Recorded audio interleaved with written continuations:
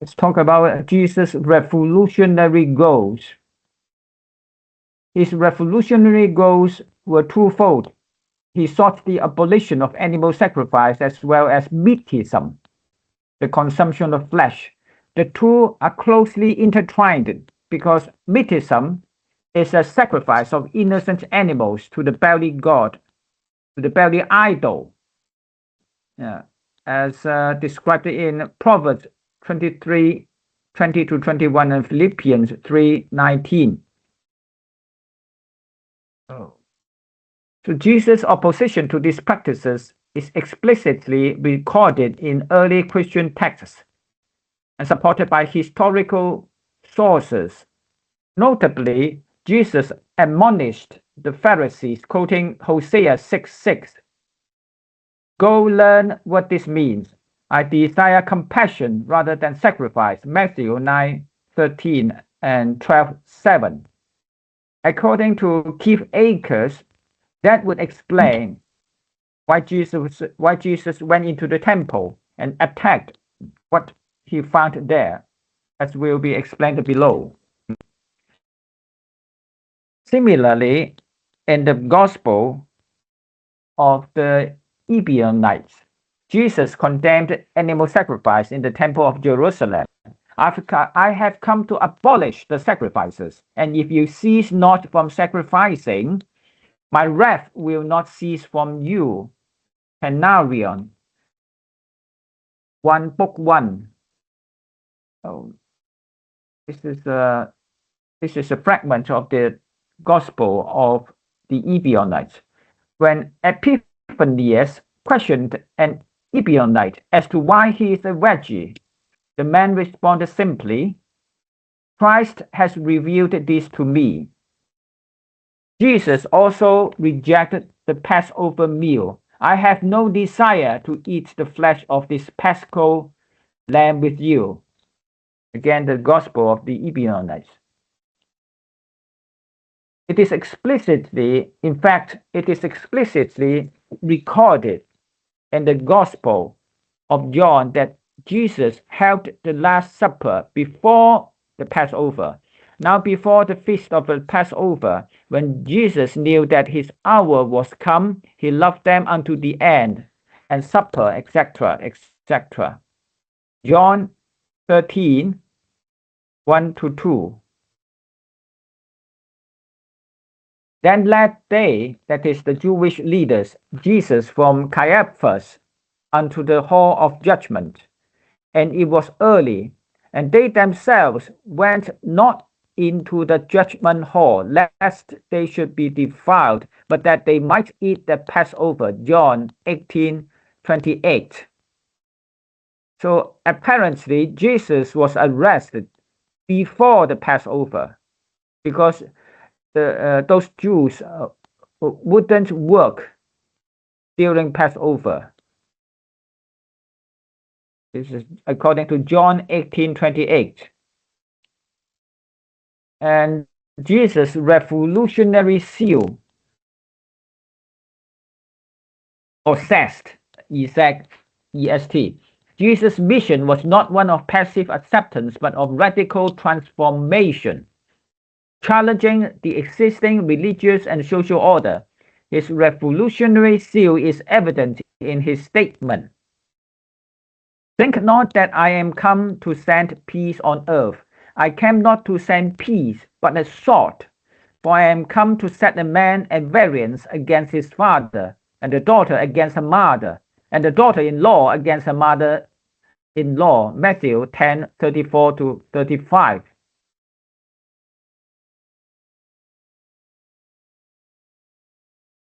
His words resonate with revolutionary leaders throughout history, such as Chairman Mao, who declared in 1927, revolution is not about inviting people to a meal, but a violent action in which one class overthrows another. It is a revolutionary. Revolution is not about partying or feasting. Anyway, so So this is Jesus shouldering the cross, and Jesus also asked his followers to shoulder their cross.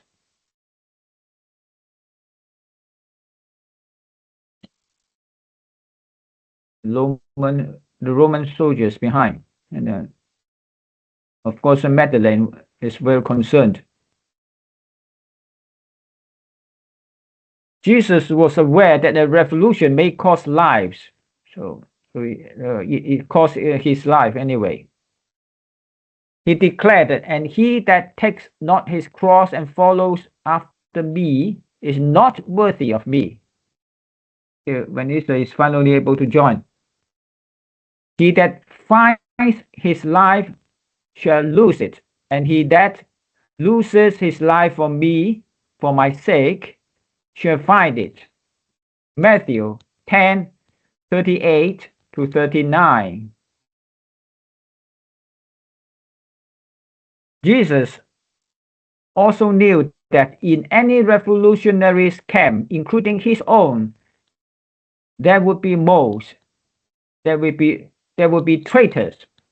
In his prophetic foresight, Jesus anticipated betrayals, most notably by Judas and by Paul, the latter of whom did not merely distort Jesus' message, but hijacked his entire vegan church and converted it into an institution diametrically opposed to its original principles. Hi, Vanessa, are you able to hear us?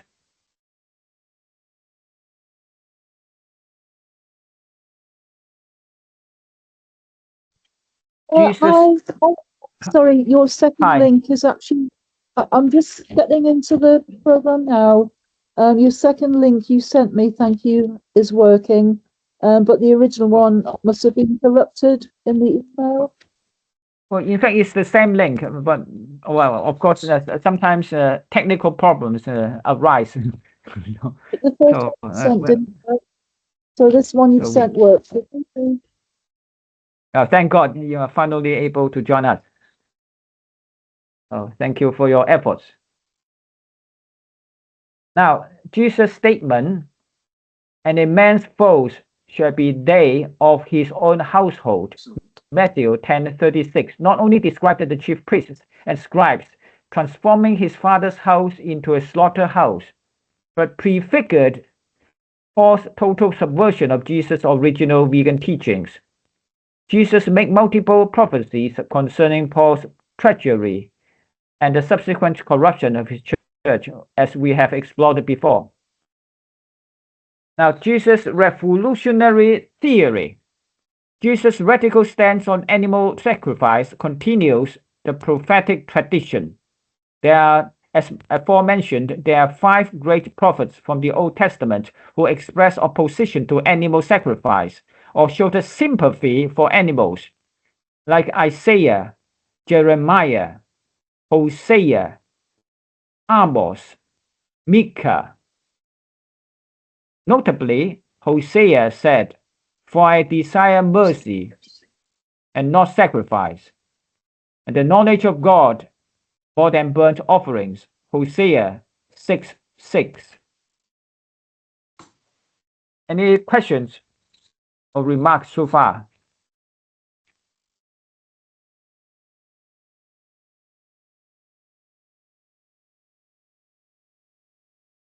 Anyway, you may raise later. So sacrifice here must refer to animal sacrifice, for the word is echoed and paralleled by burnt offerings immediately afterwards. This was picked up by and elaborated upon by Jesus. But if you had known what this means, I desire compassion and not a sacrifice, you will not have condemned the innocent. Matthew 12:1-7.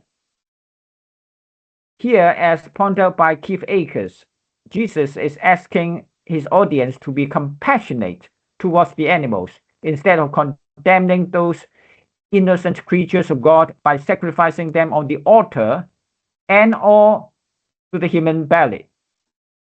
The innocent must mean the innocent animals. Who else could the vegan Christ have referred to as being unjustly condemned. Admittedly, the contemporary English version, as noted by me, interprets the innocent as innocent disciples of mine. But this is unreasonable, for Jesus distinctively states that it is the Pharisees being short of understanding of Hosea 6:6 that has brought about their condemnation of the innocent. And Hosea 6:6 is absolutely unrelated to the picking of the heads of grain, the protestation that the Pharisees were putting forth in the preceding verses, but as closely related to the sacrifice of animals as possible. So that's why the innocent does not refer to the disciples of Jesus, but to the animals.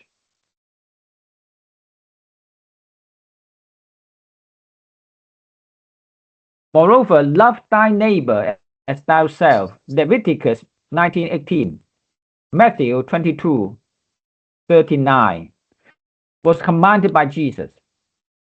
In my interpretation, animals are also our neighbors, given the fact that they live in our proximity and are sentient beings with a soul like us. I think we went through this in our earlier sessions.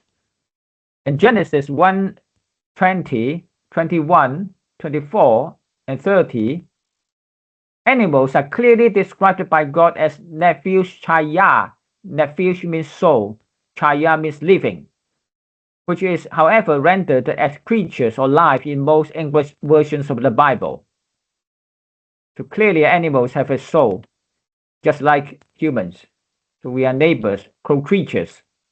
In addition, Jesus explicitly warned animal abusers in Luke 13:1-9, comparing them to those whom Pilate has slaughtered. As Pastor Frank Kaufman elucidates, Jesus' warning suggests divine retribution for those who participate in the killing of animals. So,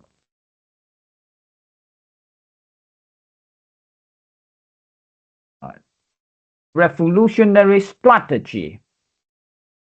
Jesus secured popular support through preaching and through performing miracles.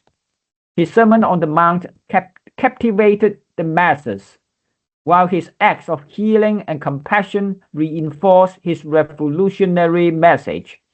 His triumphant entrance into Jerusalem was a deliberate, high-profile act designed to draw public attention to his mission. Any question or remarks so far?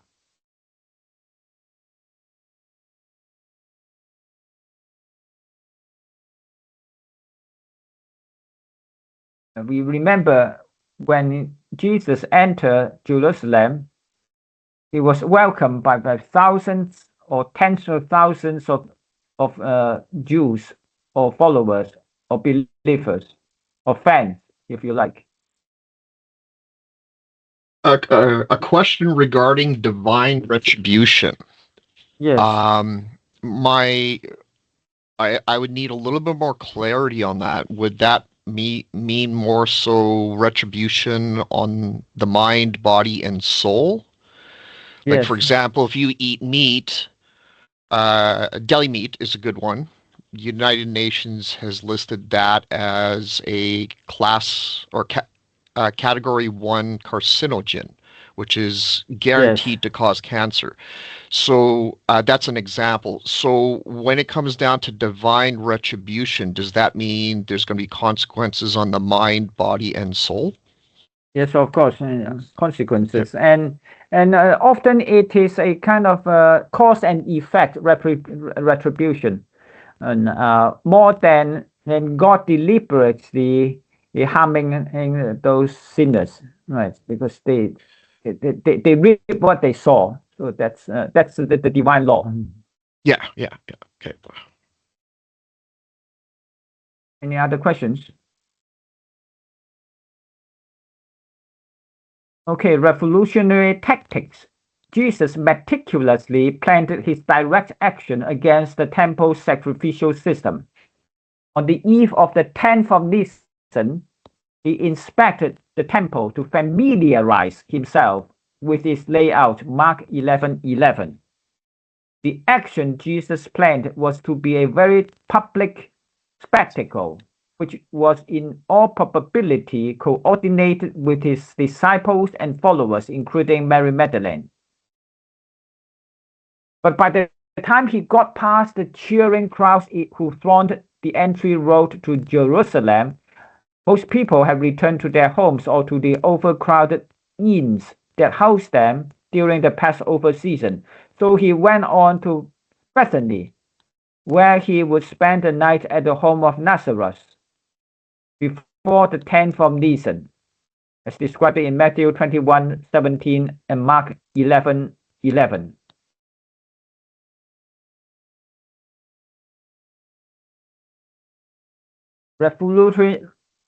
Revolutionary action. Unlike previous prophets who merely condemned animal sacrifice, Jesus took direct action against the temple sacrificial system. Jewish historian Josephus describes Passover not merely as a festival, but as a slaughter, a holocaustic slaughter, a massacre. He reports figures of up to 256,000 lambs killed within 7 days. That is over 20,000 per hour, according to Josephus' Wars of the Jews, filling the air with the overwhelming stench of blood, urine, and feces, as described by Pastor J.R. Highland. So here we have, so here Jesus and Magdalene are rescuing lambs from the altar. Oh, a lot of blood and animal corpses, animal bodies, animal carcasses.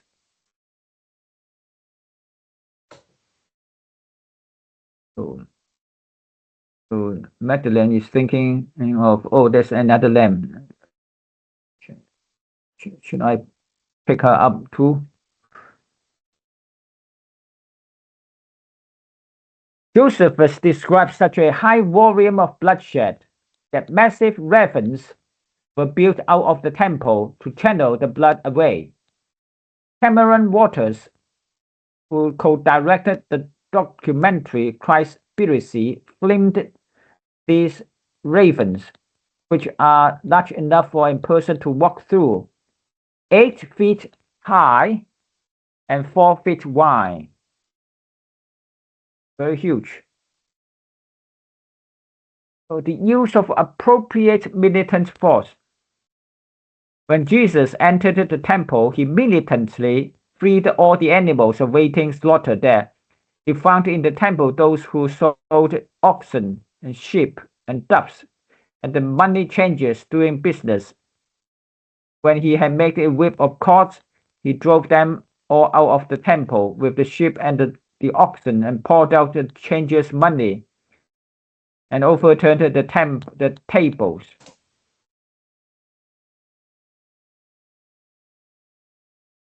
And he said to those who sold doves, "Take these things away. Do not make my Father's house a house of merchandise. Do not make my Father's house a house of merchandise." John 2:14-16.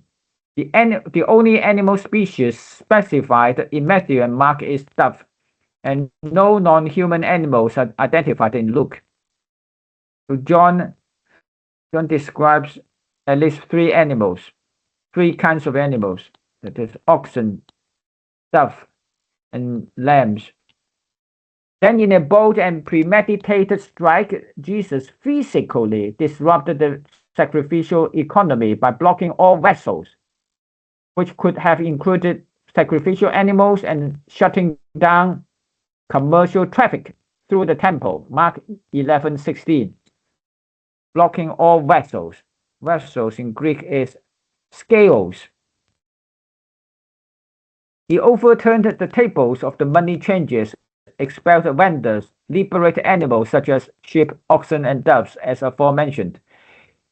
So, in particular, scales, the Greek word for vessel, generally means a container, an instrument, or utensil, but its meaning is broad and context dependent. Josephus, in Antiquities of the Jews, used scales to describe sacred objects in the temple, which implies that anything used in temple rituals, including animals, might have been understood in that category. Jesus' deliberate disruption of these vessels suggests that his protest extended beyond the financial exploitation in the temple to a direct challenge against the sacrificial system itself. Vicar James Thompson is one of the very few theologians with the moral courage and insightful knowledge to assert that Jesus was a militant animal liberator engaged in civil disobedience, particularly in the context of the temple raid. It is obvious, therefore, whether we like it or not, that Jesus of Nazareth was not only a lawbreaker guilty of civil disobedience, but on this occasion an animal liberator. The Vicar James Thompson formally calls Jesus an animal liberator.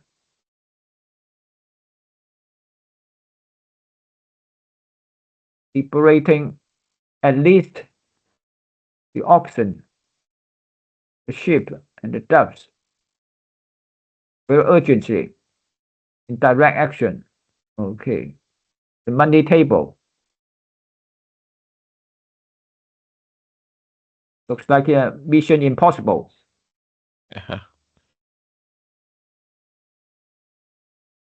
Let us then, as professed followers of the Nazarene, see to it that we do not unduly. This is still Vicar James Thompson's words, as recorded by his son. Let us then, as professed followers of the Nazarene, see to it that we do not unduly criticize those of the animal liberation front who get carried away by a righteous indignation. There are times of exception when loyalty to the highest laws will necessitate us breaking lesser laws. In this connection, I would suggest that this revolutionary action on the part of Jesus is comparable to direct action everywhere. Open rescue of animals from factory farms. Of course, their members are often arrested and prosecuted and fined and even sent to jail.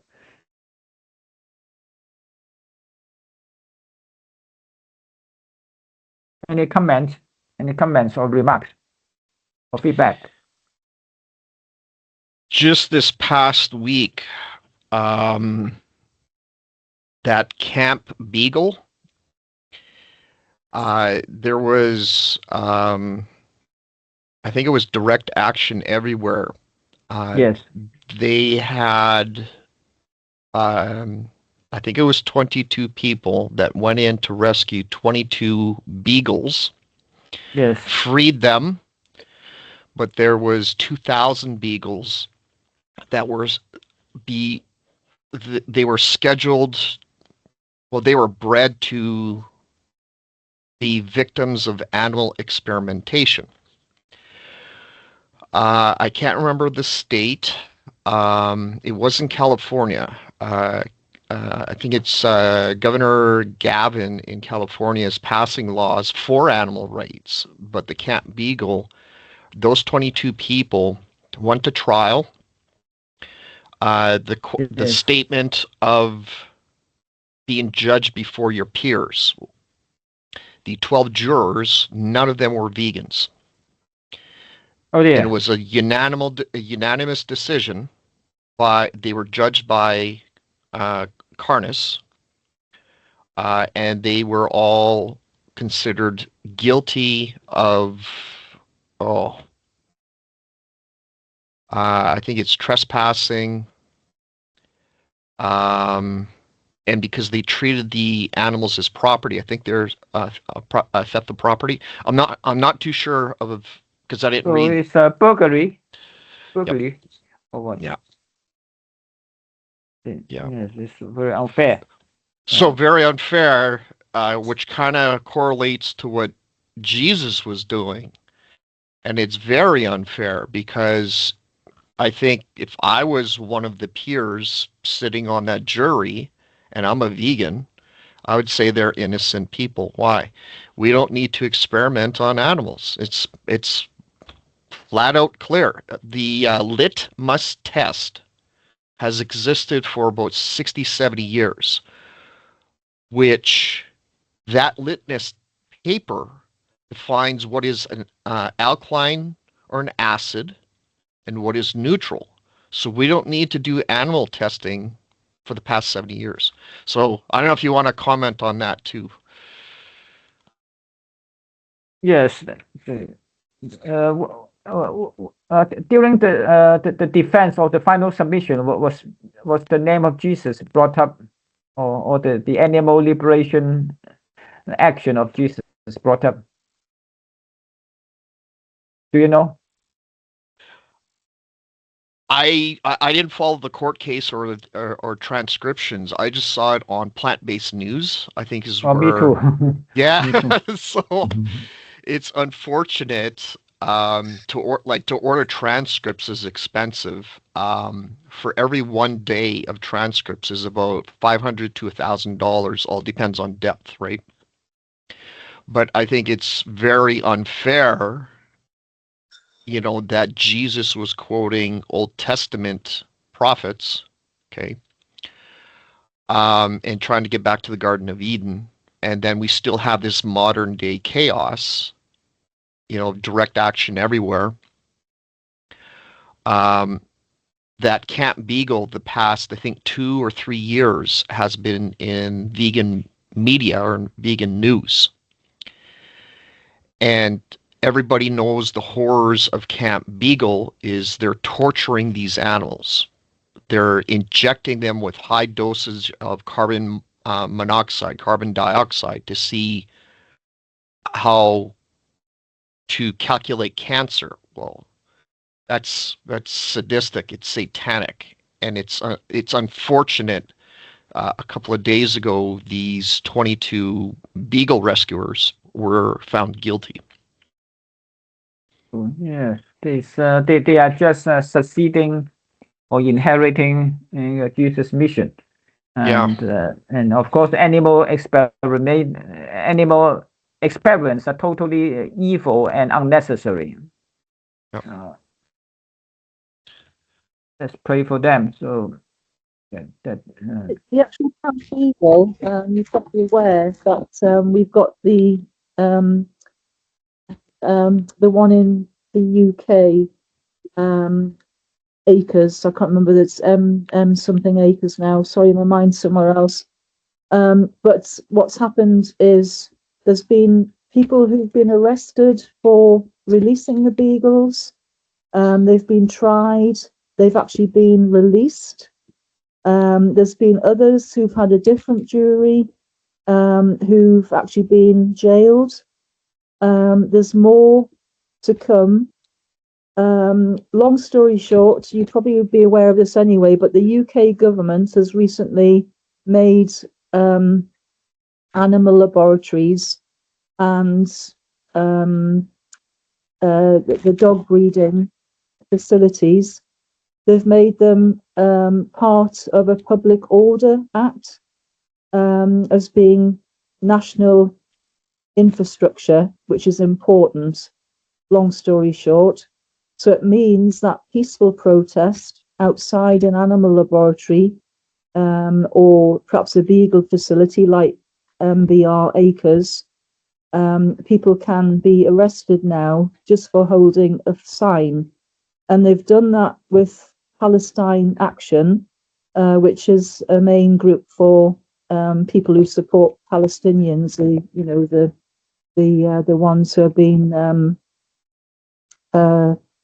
killed, basically, not the terrorists, which obviously we want to neutralise. But long story short, there's a huge change in the law in the UK, which has been quite alarming. I often, regularly, contact my MP, and what she said was, with the UK national infrastructure, it's not meant to be designed to arrest peaceful protesters or to arrest people or stop the campaigns for things like animal vivisection, which we're campaigning against. But I'm taking everything with a pinch of salt, because I know, working in my Facebook group, which is animal rights, most organisations, top-level organisations, are worried sick that we're all going to have campaigns stopped, even though they're peaceful, even though it could be a petition being signed peacefully, even though it could just be someone sitting outside one of these now named UK facilities. And my bottom line is, I think I may have said this before, but in my police days, we were told by a counter-terrorism officer that if they closed all the pharmaceutical companies to stop the animal testing, which is horrendous, as you know, our UK economy would collapse, because it's basically reliant on animal testing.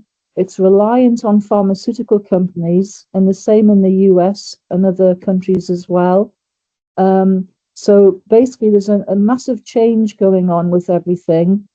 And I think there's people who are being prosecuted for things. There's people being not prosecuted for the same things. So I'd watch this space in the UK, because clearly there's a huge change in what's actually happening. And I just wanted to comment that. So thank you for listening. Oh, thank you, Vanessa, for your comment. Yes, very important.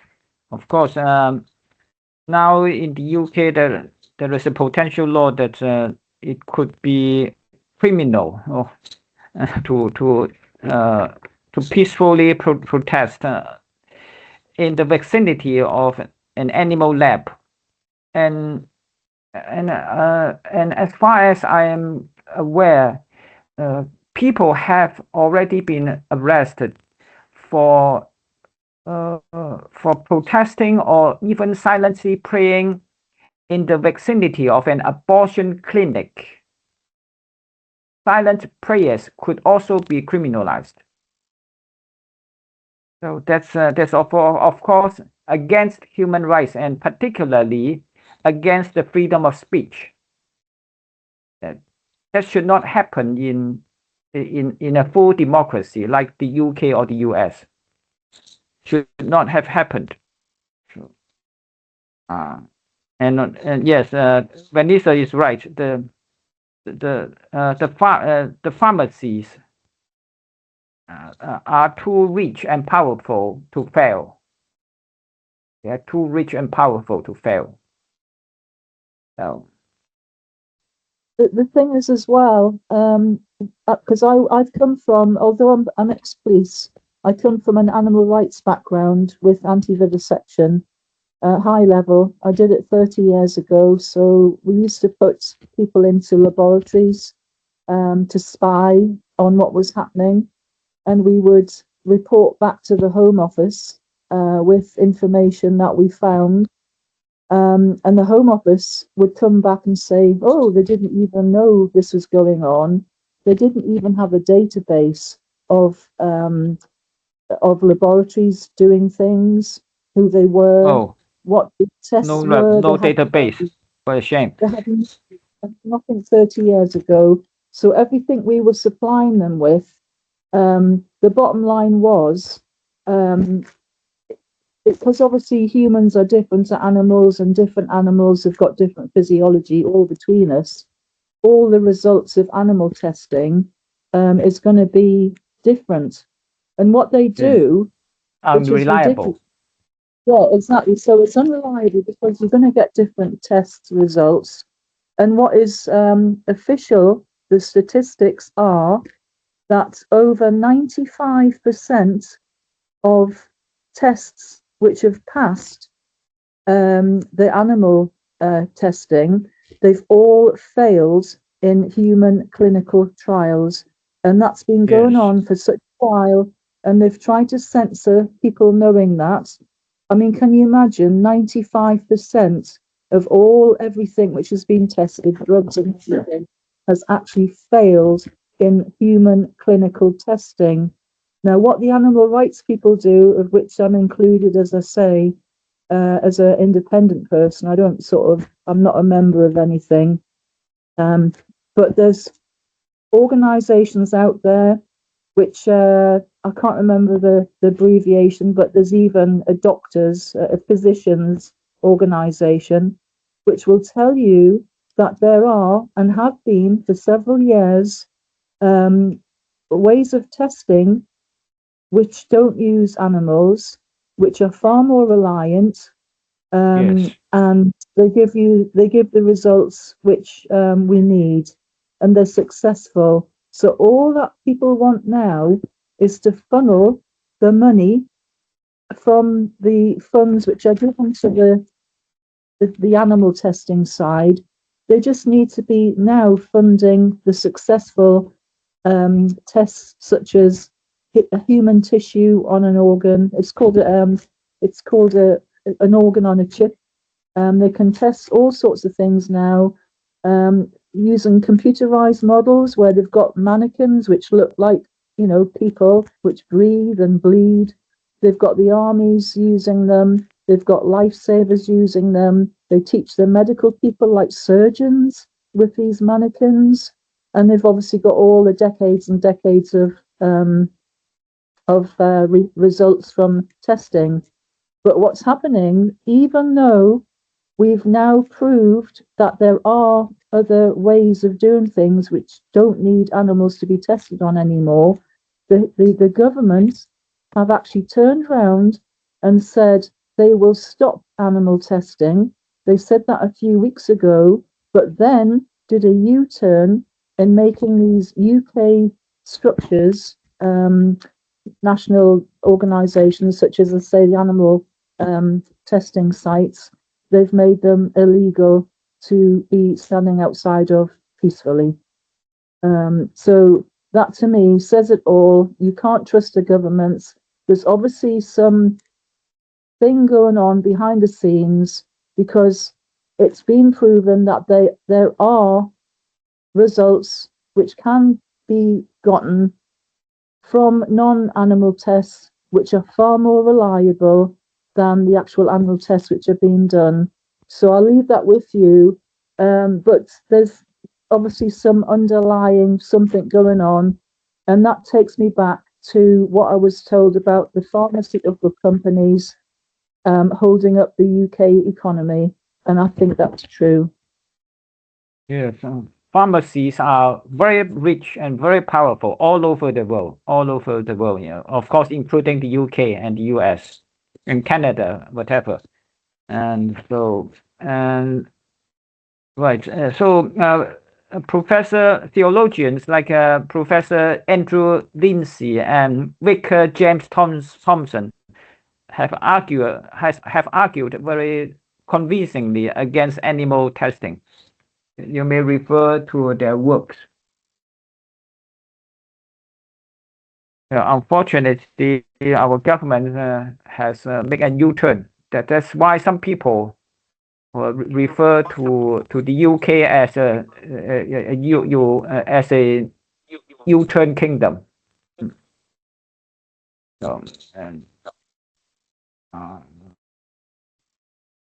Well, that being said, even peaceful demonstrations supporting terrorist political organizations are problematic.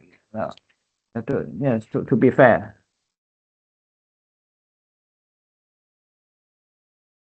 Anyway, so let's take a break. So for excuse me, I'm going to the washroom. See you in a minute.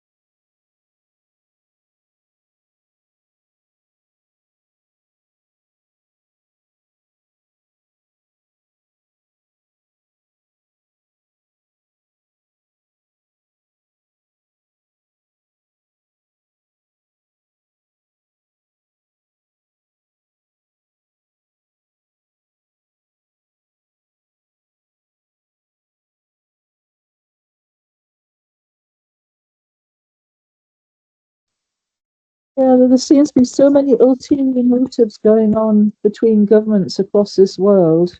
It's just been weird. I follow a lot of things. I follow through a lot of humanitarian groups, and I find what we're being told by people on the ground is completely different to what we're being told by governments officially.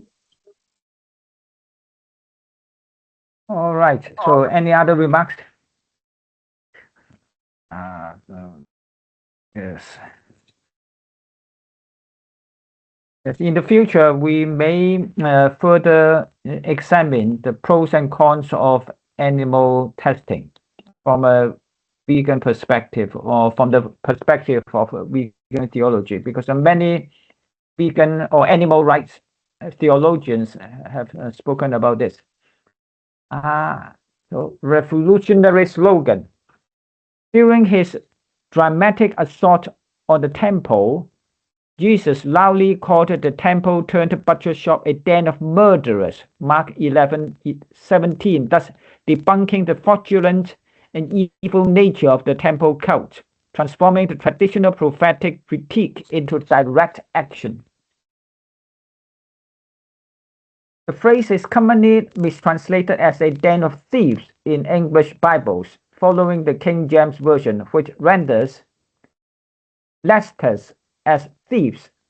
However, lesters more accurately means brigands or violent criminals, according to Strong's Concordance. Even more significantly, Jesus was quoting Jeremiah 7:11, where the Hebrew word peretz is translated as robbers, but actually means violent murderers or ravenous destroyers, according to Brown Driver Briggs or Strong's Exhaustive Concordance. Professor James Tabor argues that Jesus' outcry should be understood in this original Hebrew context. In Jeremiah 7:11, the phrase, "Has this house, which is called by my name, become a den of robbers or parrots in your eyes?"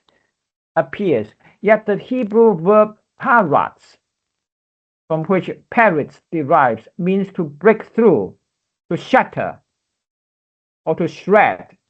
Its Arabic equivalent fatah conveys meanings such as to cut, to slit, to tear open, or to rend apart.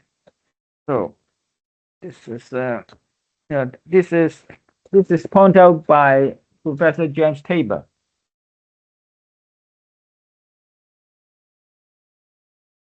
Now, the real enemy. Now, Jesus' assault, Jesus' raid on the temple was not about money changing or commercial corruption as often claimed by mainstream Christianity, but about the violent, murderous activities taking place within it. specifically the mass slaughter of innocent creatures of God. Please. The Bible does not say that people were being cheated and exchanging currency for those who wanted to purchase animals.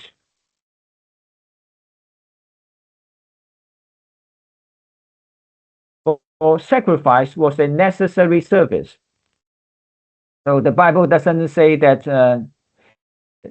that those high priests or scribes or their underlings are cheating people out of their money. From all accounts, Jesus was never particularly concerned with monetary practices, as evidenced by his inclusion of a tax collector among his disciples. So those people were deceived, not in the sense of the money changing, but in the sense of being brainwashed to follow an evil cult, which required them to pay for killing any innocent creatures of God. What the Bible really says, this is by Pastor w.r.t. Highland. Jesus' true outrage was directed at the merciless shredding, ripping open, and cutting into pieces of innocent creatures of God in the name of religious ritual.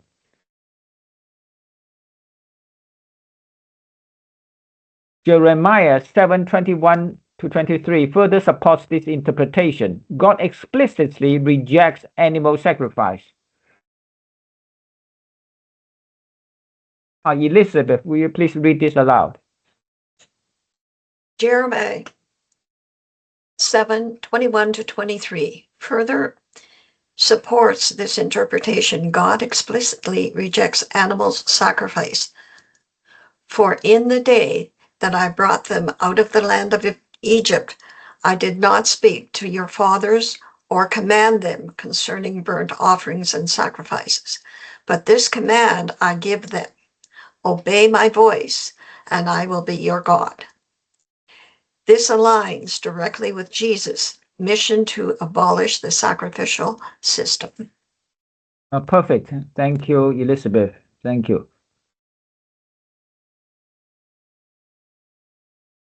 As Keith Akers concludes, Jesus, in emptying the temple of animals about to be slaughtered for sacrifice, and as aforementioned, in calling the temple a den of robbers or a den of murderers, depending on your interpretation, debunked the malevolent business Freud of animal sacrifice and disrupted the chief priests and scribes' lucrative revenue stream, who immediately afterwards, those chief priests and scribes immediately afterwards conspired to have Jesus killed.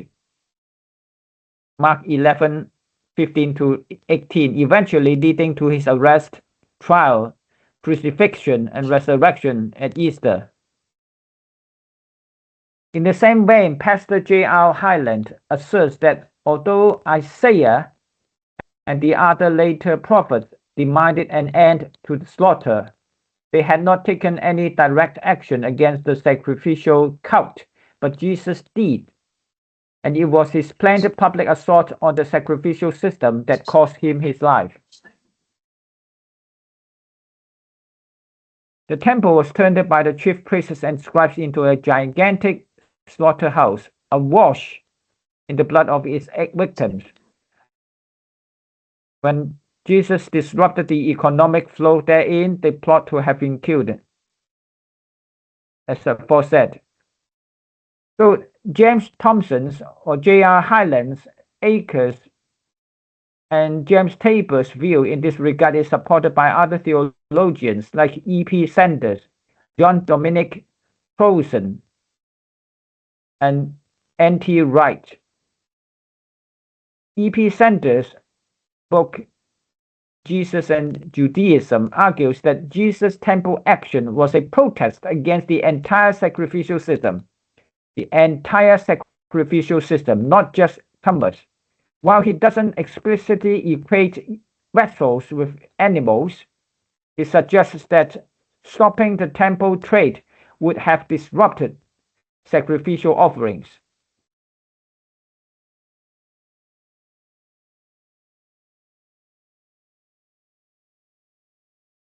John Dominic Crewson, in his book The Historical Jesus, 1991, sees Jesus' actions as an attack on the entire economic and sacrificial function of the temple.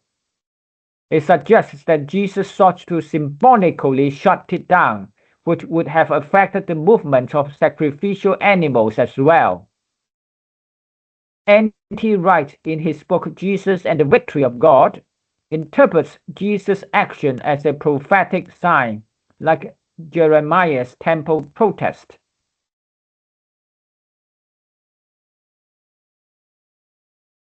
Any questions so far?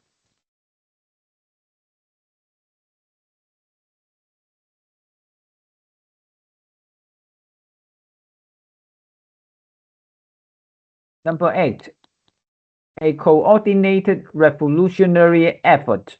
Again, it is entirely reasonable to infer that Jesus was not acting alone in his public assault on the temple's commercial system.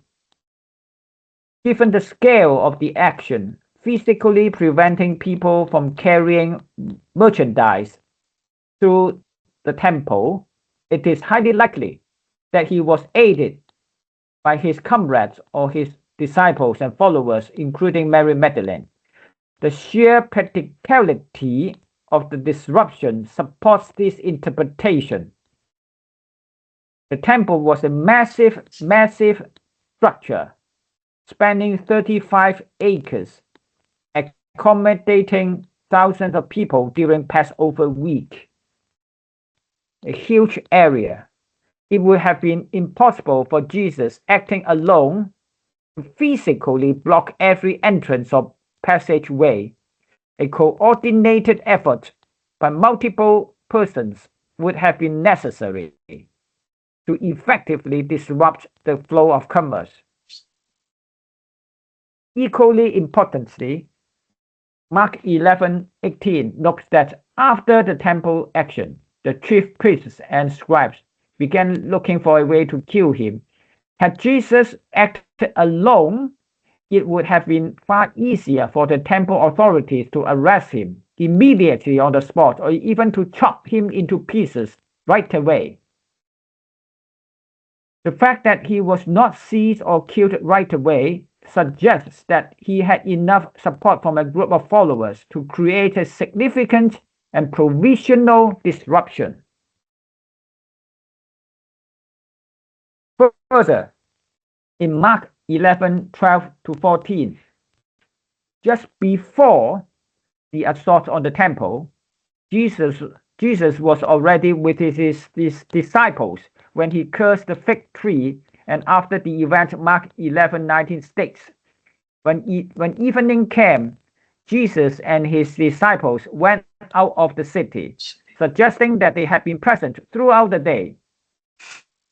And after Jesus drove all out from the temple, it is recorded in John 2:16 that his disciples remembered that it was written, "Zeal for your house has eaten me up."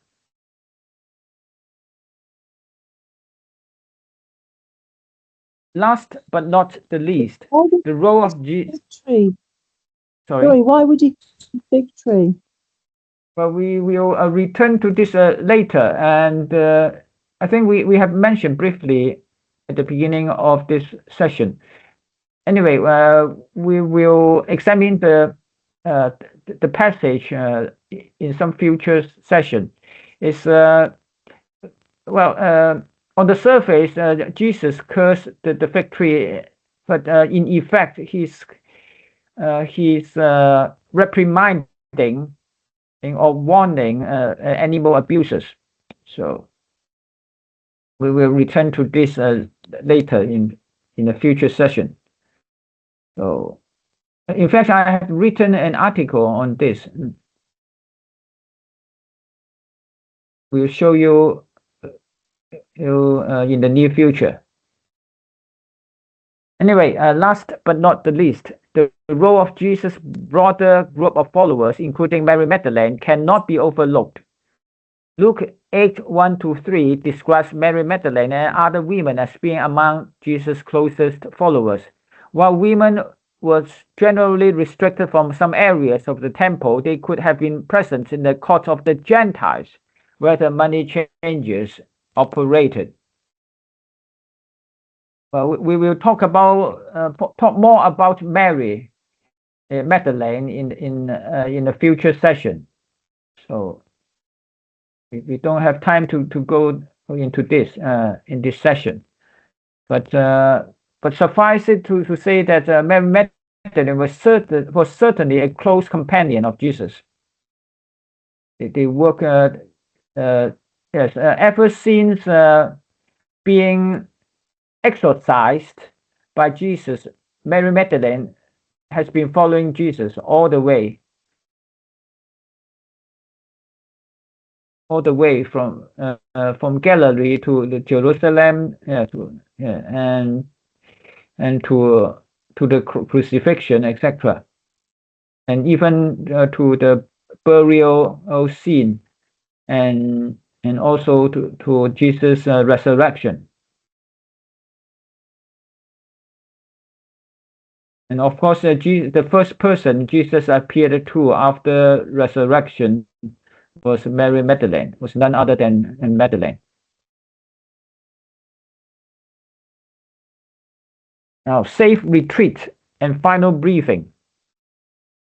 After the revolutionary action at the temple, Jesus and his disciples withdrew from Jerusalem under the cover of night, as recorded in Mark 11:19, which states, okay, David, please read this aloud.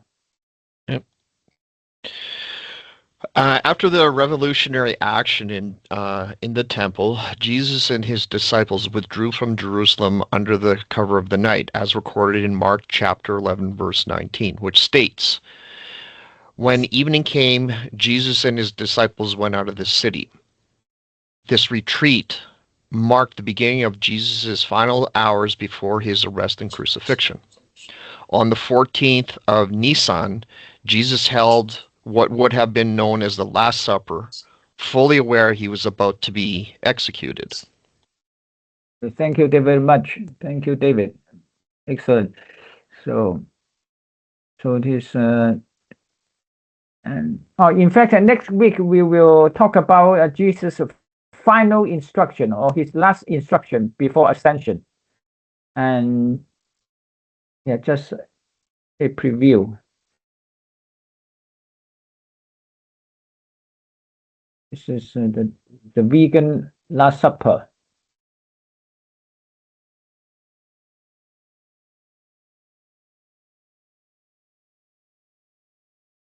And of course, the Gospels have removed Magdalene from the Last Supper, unfortunately.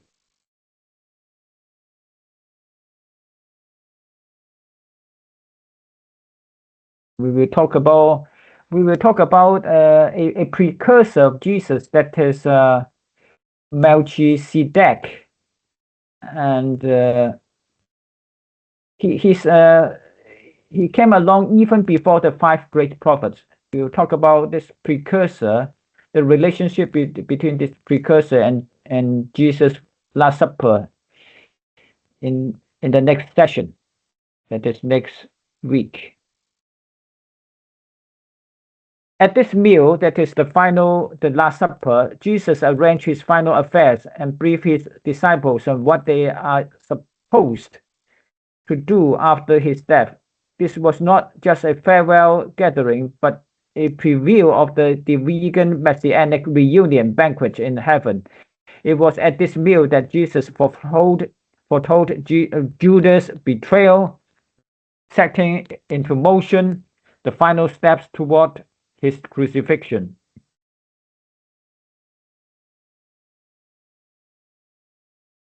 Unfortunately, the the vegan Last Supper or the vegan Eucharist was turned into a cannibalistic Eucharist by Paul, as we have seen in earlier sessions. As Dave Thompson aptly states, Jesus was turned by Paul into the very thing he was protesting, a Paschal lamb.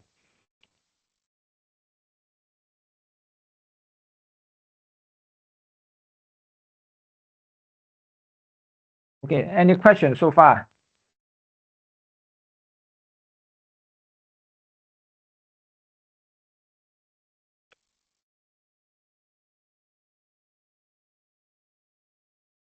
Point number 10. Revolutionary goals achieved and not achieved. The abolition of animal sacrifice in Judaism and Christianity largely materialized after the fall of Jerusalem in 70 AD. However, the abolition of meatism failed because Paul, the anti-vegan apostate, completely corrupted Jesus' entire vegan church and replaced it with an institution that endorsed animal exploitation. Paul's endorsement of flesh consumption, eat anything sold in the meat market without guilt, 1 Corinthians 10:25, perpetuated animal suffering for 2,000 years, at least in the West. So, thanks to the predominance of the voracious Pauline camp in Christianity, animal sacrifice has, after all, persisted in the form of bloody offerings to the belly idol of humankind. Conclusion: the revolution has not yet succeeded. Comrades must continue to strive. These were the last words, the final words of Dr. Sun Yat-sen, 1927. And they resonate deeply with Jesus' own unfinished mission. Do you know who Dr. Sun Yat-sen is? Well, he's the founding father of modern China. That is, he's the guy who orchestrated from overseas the overflowing of the Chen dynasty, the Manchurian dynasty. Well, he's a very controversial figure, but he had the extraordinary power to convince people with his mouth, to convince people to donate millions of dollars to his revolutionary campaign, to his revolutionary action. So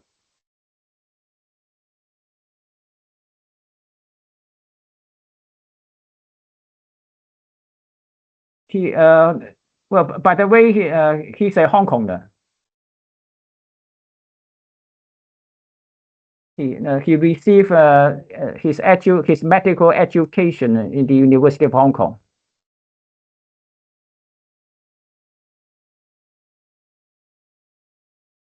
Anyway, so while animal sacrifice was abolished, the fight for animal liberation and global veganism, Jesus' true revolutionary vision, remains unfulfilled. 3 trillion innocent creatures of God are murdered on an annual basis, and most mainstream Christians are still non-vegan or even anti-vegan. As followers of the vegan Christ, we must embrace his revolutionary zeal, carry his cross, and work to abolish all violence against animals.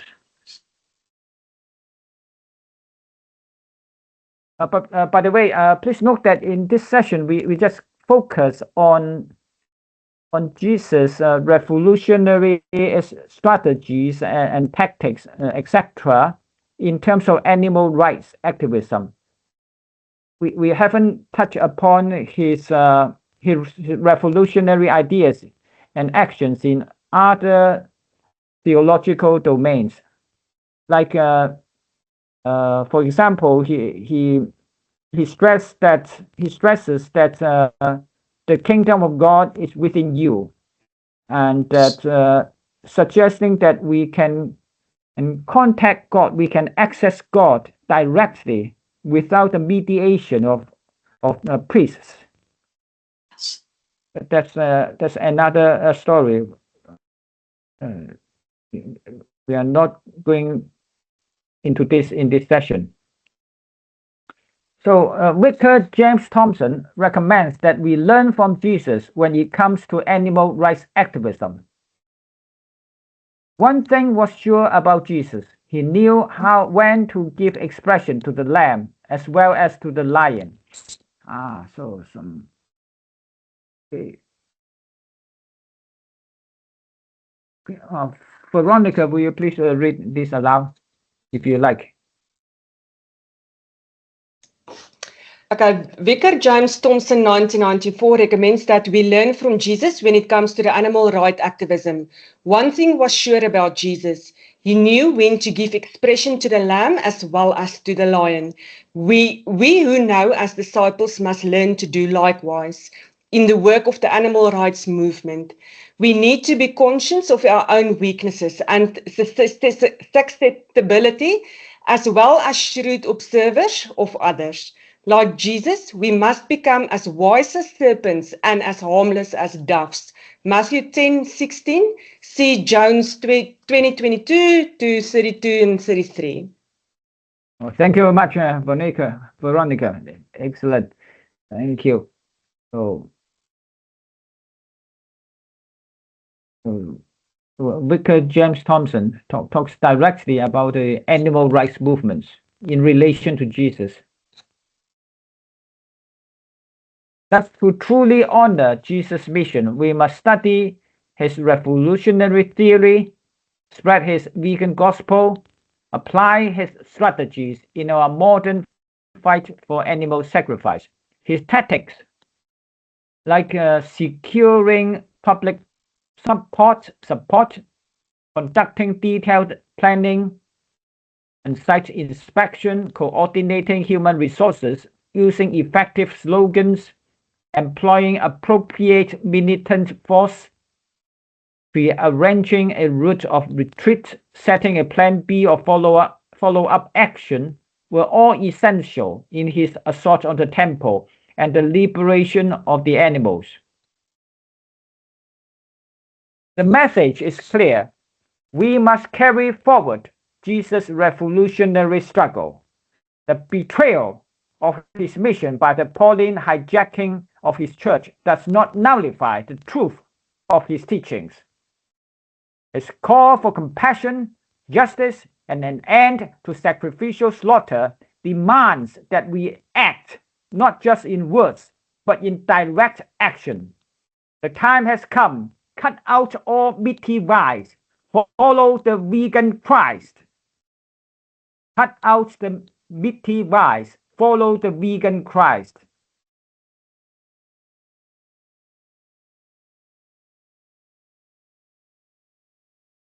This is a peaceful meal.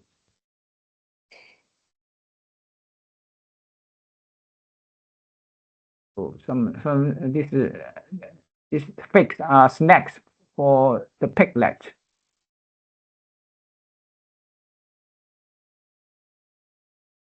Okay. Any questions or remark or feedback?